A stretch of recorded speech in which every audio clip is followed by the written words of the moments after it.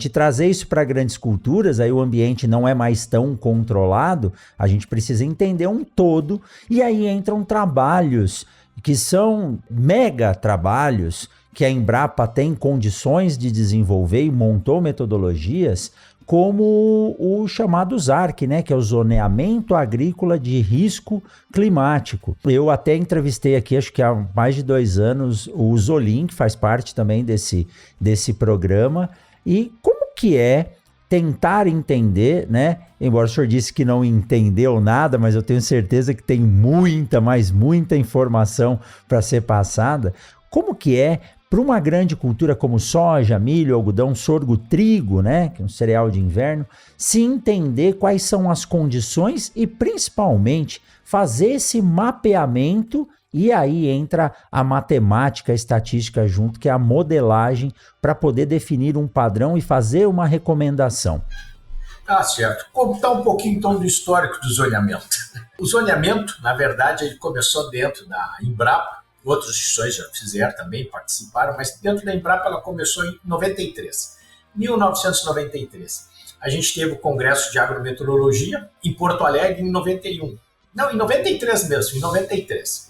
91 foi em Viçosa, 93. Aí chegou lá, recém tinha entrado num grupo grande da Embrapa, um grupo de pesquisadores grande, que tinha sido os primeiros concursos, né? E esse grupo estava meio perdido. Aí chamaram num canto esse grupo, vem cá, nós da agrometeorologia, por que não vamos nos juntar? Por que não fizemos um trabalho grande? Pô, o problema climático é sério, a gente tem muitas perdas, o risco é grande.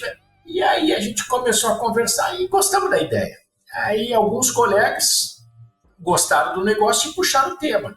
Eu fui um desses que puxou o tema, de tanto que eu gostei da ideia, né? Trabalhava com estufa plástica e dentro da estufa produção de hortaliça é bem o que você falou, né? O clima é decisivo, não pode errar, errou, se perde ali o cultivo, e ali é um cultivo de alto valor agregado, em pequena área você tem muita rentabilidade. Então, o manejo é crucial. E eu gostei da ideia. Eu escrevi uma proposta, tudo dentro da Embrapa.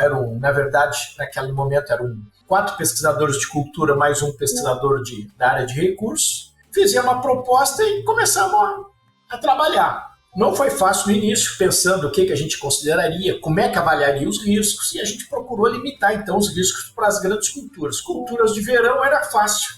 Cultura de verão, grãos de verão, o risco maior seria a água. Bom, vamos começar por aí. Então começamos a formatar toda a ideia para trabalhar com água. Mas a ideia começou a ficar tão boa que um dia a gente resolveu, vamos ver se alguém compra a ideia e nos ajuda, porque instituição pública como Embrapa, universidade, estão sempre mal das pernas na parte financeira. E ciência se precisa de dinheiro, se precisa de investimento. Então a gente começou a conversar até que se conseguiu uma oportunidade de mostrar isso para o ministro. O ministro na época era o Zé do Chapéu, José Andrade Vieira. Ele olhou aquilo, ele gostou, porque ele era banqueiro. Então ele viu a problemática toda que tinha no financiamento de lavouras, a perda que dava quando ocorria algum sinistro, algum evento climático adverso, o prejuízo para o banco e para o produtor. Ele gostou da ideia e disse, gostei, vou bancar isso daí. Poxa, foi uma alegria enorme, né? Aí começamos a fazer reunião com o Ministério da Agricultura, com o Conselho Monetário Nacional, para definir as regras do zoneamento, e assim que começou o trabalho. Então, no início, se trabalhou muito com água, não era fácil na década de 90, meados da década de 90, não se tinha muita informação, certo? A gente tinha uma rede experimental, mas não cobria todo o território nacional. Até hoje a gente não cobre. A gente tem áreas experimentais em vários locais, por exemplo, a gente trabalha com soja, tendo experimentos do Rio Grande do Sul até a Roraima, do Acre, Alagoas, mas mesmo assim a gente não contempla todas as condições de produção. Mas naquela época a gente tinha muito menos e não tínhamos quase nada de dados de informações agrometeorológicas, dados do clima, condições de temperatura, como é que a gente ia trabalhar. Então começamos a juntar o que a gente tinha, como a gente estava trabalhando com água, nosso maior problema sendo água, temos que conseguir dado de chuva. Aí começamos a correr de um lado para outro e a gente viu que, na verdade, na época tinha a Agência Nacional de Águas e Energia Elétrica, a água era importante também para a produção de energia elétrica. E havia o monitoramento volume de chuva, justamente para controlar o nível de rios para a produção de energia. Então, a gente conseguiu essa base climática, dados de chuva, e em função desses dados de chuva, a gente começou a modelar a resposta da cultura. Na época era a cultura da soja, milho, arroz e feijão. A gente teve que fazer urgente a parte de trigo, certo? Trigo que não era, digamos assim, o fator limitante principal, não era a água, era a temperatura, mas a gente teve que fazer trigo pelo ministro, digamos assim, está a perigo. Ele estava saindo no inverno, no mês de julho, e disse, não, eu gostei tanto que eu quero lançar um zoneamento. Então ele lançou os primeiros zoneamentos de trigo, com critério, com parâmetro diferente que a gente estava usando. Nas culturas de verão a gente estava usando água, tivemos que fazer rapidamente para temperatura, geada e água, mas foi assim que começou. E aí a gente foi evoluindo, melhorando as bases de dados, melhorando o trabalho. Teve um período que o zoneamento saiu um pouco da Embrapa, por necessidade, digamos assim, administrativa. Houve a necessidade de tirar a parte operacional, a operacionalização do zoneamento da Embrapa, passou para uma empresa privada, e depois, em 2015, houve a necessidade do Ministério assinar um TAC, retornou para a Embrapa, e a partir de 2017, 2018, a Embrapa então começou de novo a fazer o zoneamento. Em 2019 surge a parceria com o Banco Central, onde tem um aporte um pouco maior para a Embrapa de recursos, para a gente trabalhar, e de 2020 para cá, então, a gente já apresentou algumas alterações no ZARC. Então, hoje a gente já está implementando uma nova classificação dos solos para determinar a água disponível. Estamos fazendo uma proposta de um ZARC considerando o nível de manejo, porque até então a gente usava apenas a textura do solo para definir a água disponível, e a gente sabe que a textura, de fato, ajuda a definir a água disponível, mas talvez não seja o principal elemento, não tenha tanta força assim.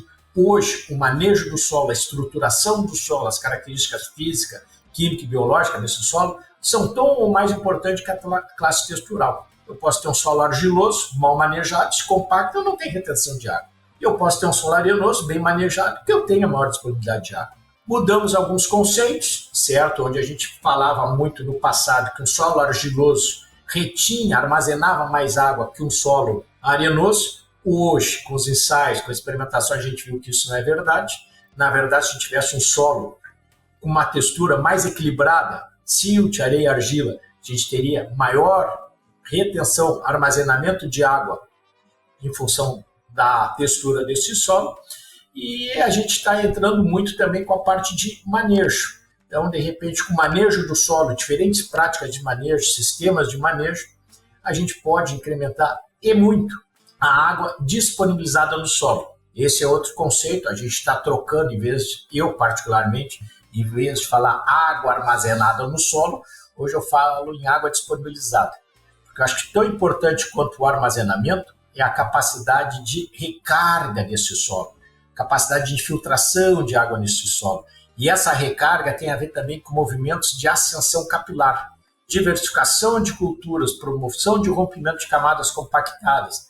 As raízes dessas plantas que morrem, deixa aqueles canalículos, a gente tem continuidade dos poros e aí a gente consegue ter também movimentos de ascensão capilar de água, movimentos horizontais, coisas que até há pouco tempo atrás a gente considerava desprezíveis num modelo de balanço hídrico. Então, assim que foi a evolução do ZARC, todo ele feito em modelagem, porque a gente não tem condições de instalar experimentos em todas as condições de produção, então a gente ajusta, calibra os modelos para aqueles ambientes, para aquela situação que a gente tem os dados, que a gente tem informação, e para aquelas outras a gente estima, então, por modelagem, qual seria o comportamento. Então, isso aí me ajudou muito, que era matemática, era modelagem, era o que eu gostava. E assim eu entrei nessa área.